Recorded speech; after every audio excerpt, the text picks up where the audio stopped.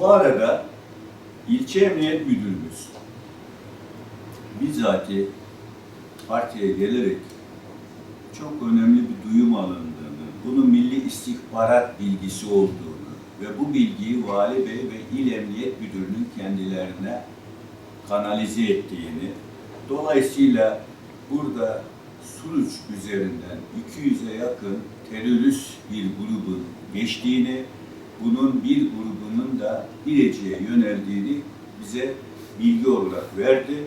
Çok önemli bir duyum olduğunu, bu nedenle bir infial, bir toplu katliam olmaması için de bizden bu topluluğu dağıtmamızı söyledi. Ben tabii bu konuda İlçe Emniyet Müdürü'nün bilgisine muhakkak ki güvendim ama bir tedbir olarak ben Şanlıurfa İl Başkanımızı aradım o gece.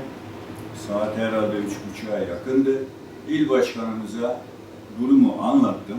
Dedi ki bunun başkan bana 10 dakika müsaade et, ben görüşeyim sana döneyim denildi. Sayın Başkan 10 dakika sonra benimle görüştü. Dedi ki doğrudur, bu bilgi teyit edilmiştir. Milli istihbarat bilgisidir.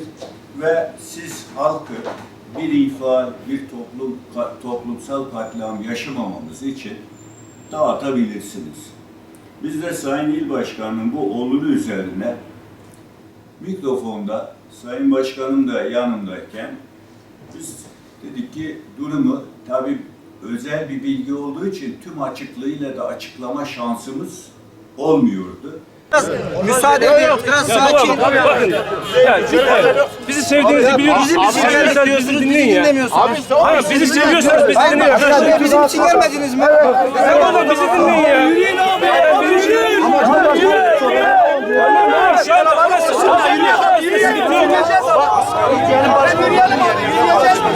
Televizyonda diyor ki sokağa, Türkiye sokağa çıkıyor. Bu paşalar Şimdi benim anlamadım yoksa televizyonda çağrı veriyor. Diyor ki sokağa çık diyor. Sen burada diyorsun ki sokağa çıkmadınız lan. Şu anda Şimdi Cumhurbaşkanı mı dinleyeceğiz? Abicim sen beni dinle. Evet dinliyorum seni. Tamam mı? Sen bana yardımcı olmaya mı geldin? Evet, aynen öyle. Buradaki durum farklı, buradaki durum farklı. Burada herhangi bir askerle ilgili bir sıkıntı olmadı ki. Burada işimizde bir sıkıntı Ama yok. Türkiye'de derbi oluyor.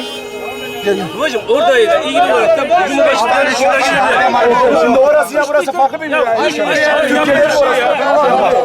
Yardımcı ol abi. Yardımcı ol. Anlatamadım yani şimdi. Benim anlamadım yoksa Türkiye'de orası aynı, burası da aynı Türkiye'de mi? Derbi Ankara'da Cumhurbaşkanı uçakta gidemiyorsa aynı hikayede mi burası? Lütfen adamların önünü açacak. Şimdi benim sizlerden ricam daha büyük sıkıntılar yaşamamak için halkımızın rehavete de kapılmadan sakinleşerek evlerine dönmesini. Bir dakika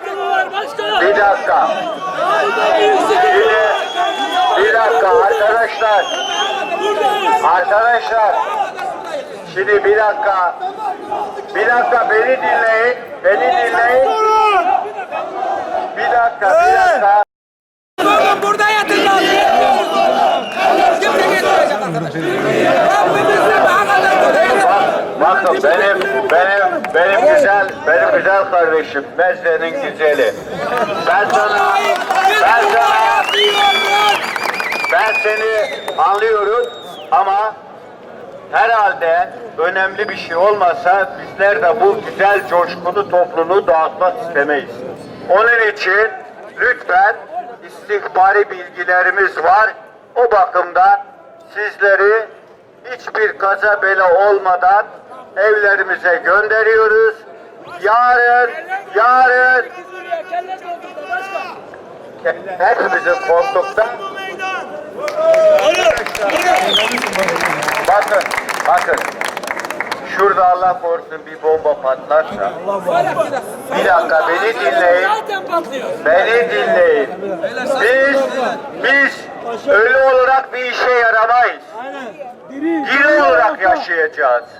Onun için bu memlekete, bu millete sahip çıkacaksak sağ olarak çıkmamız gerekir. İnşallah. Biz de buradayız. Şimdi biz bu talimatı Bakın 5 sene olur başkan. Bakın. Buradayız. Bak. Burada kalacağız. Bak güzel.